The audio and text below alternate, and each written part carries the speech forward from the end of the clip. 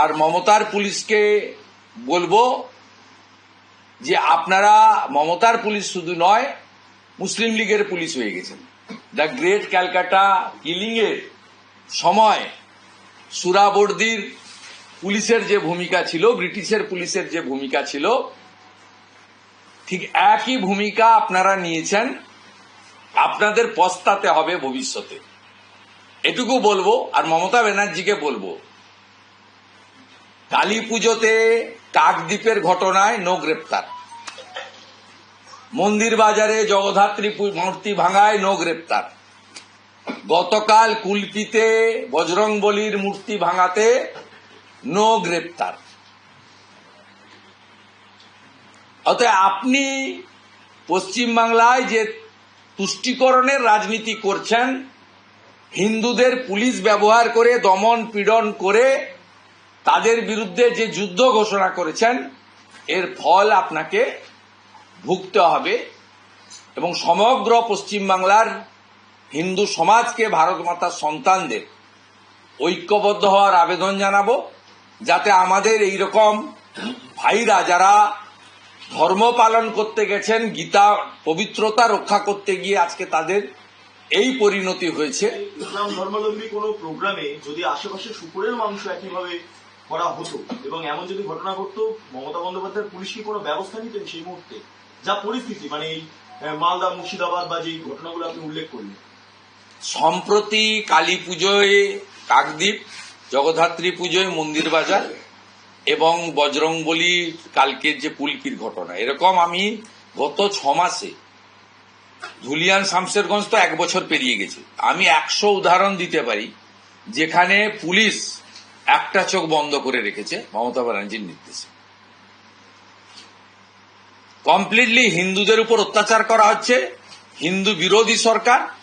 কিছুদিন আগে পাণ্ডবেশ্বরে গীতা বিতরণ যারা করতে গেছিল তাদেরকে ধরে মারা হয়েছে। ইভিন এই মঠ মন্দির থেকে যারা বেরিয়ে এসেছেন ধর্ম রক্ষা করার কাজে, এরাও নিরাপদ কিনা এ সন্দেহ আমার আছে। একটা গ্রেটার বাংলাদেশের একটা ব্লুপ্রিন্ট বিভিন্ন জায়গায় ঘুরে বেড়াচ্ছে এসআইআর এর প্রাক্কালে বিভিন্ন সীমান্তবর্তী এলাকাগুলোতে। বাংলাদেশ নামটা তো ভারতের সৃষ্টি করা, সেই মুক্তচেতার উদার মনের বাংলাদেশ নিয়ে তো কারোর আপত্তি নেই। যে আপনি বলতে পারেন যে উগ্র মৌলবাদীদের যে বর্তমান বাংলাদেশ, তার বর্ধিত বাংলাদেশ পশ্চিমবঙ্গে আমরা দেখছি। সেই কারণে 2024 থেকে 5ই আগস্ট 2024-এর পর থেকে ওই দেশে যা যা করা হচ্ছে, হিন্দু মঠ মন্দির, সন্ত সাধু সমাজ, বৈষ্ণব, ঠিক হিন্দু মহিলা নারী, পশ্চিমবঙ্গেও তার প্রভাব আমরা দেখতে পাচ্ছি। গত বছর আমরা দুর্গাপূজায় ফালাকাটায় দেখেছিলাম, এটা আমাদের এলাকা, এখানে মাইক বা এখানে কাঁসর, ঘন্টা, শাঁখ, বাদ্যি বাজবে না। মহিলারা প্রতিরোধ করেছিলেন, পিছু উঠেছে। এই গার্ডেন রিচে সেখানেও বলা হয় যে আমাদের এলাকা মাইকে চণ্ডী পাঠ, গায়ত্রী পাঠ, আমাদের পুজোর দুর্গা পুজোর যে মহামায়ার মন্ত্র উচ্চারণ এখানে হবে না। আমি গিয়ে ওদের বুকের উপরে আরতি করে এসেছি। এই ট্রেনটা 2024 থেকে লোক লক্ষ্য করছে। ঠিক সরস্বতী পুজোতে একইভাবে যোগমায়া দেবী কলেজে ছাত্রীকে কলেজে যেতে, হাইকোর্টে যেতে হয়েছিল সরস্বতী পুজোর জন্য। তৃণমূলের বুথ সভাপতি নূর আলী মোল্লা নাকি নাম, তিনি নগর উপড়া হরিণঘাটাতে বলেছিলেন এই বিদ্যালয়ে খুব কম সংখ্যক হিন্দু শিক্ষার্থী পড়ে, এটা মুসলিম এলাকা, এখানে সরস্বতী পুজো করতে দেব না। যদিও বাধ্য হয়েছিল করতে, আমরাও করেছিলাম, আমি নিজেই গেছিলাম।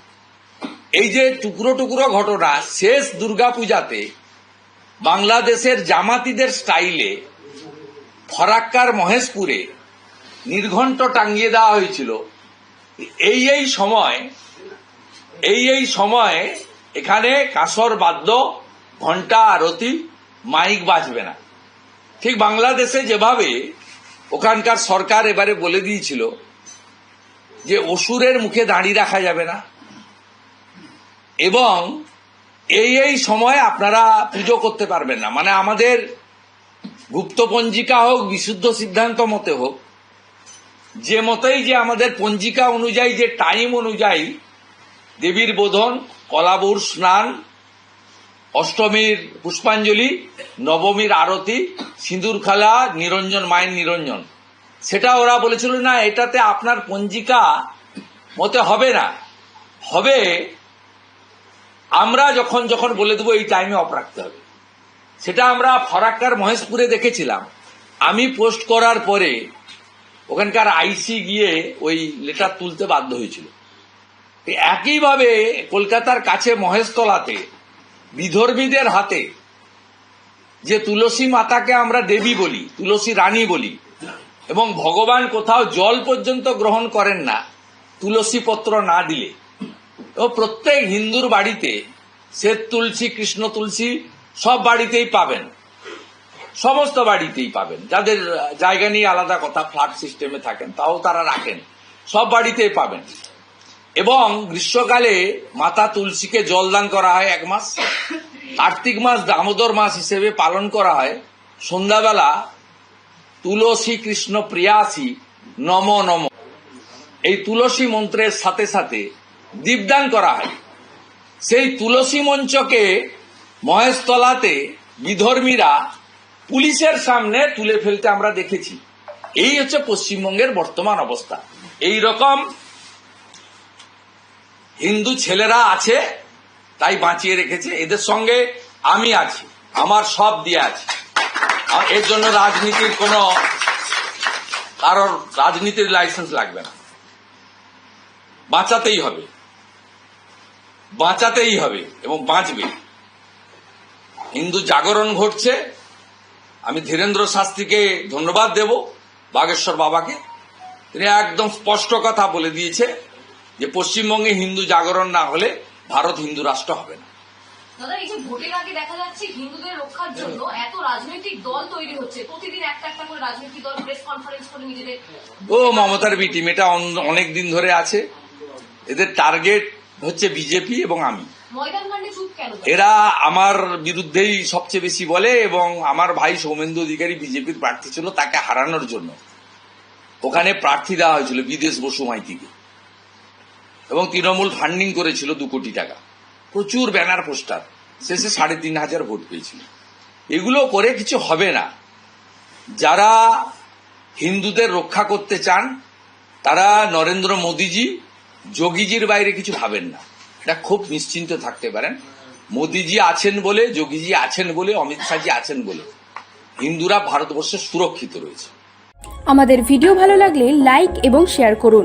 কমেন্ট সেকশনে গিয়ে জানান আপনাদের মতামত। আরও ভিডিও পেতে আমাদের চ্যানেল সাবস্ক্রাইব করুন এবং প্রতি মুহূর্তে খবরের আপডেট পেতে প্রেস করুন বেল আইকন।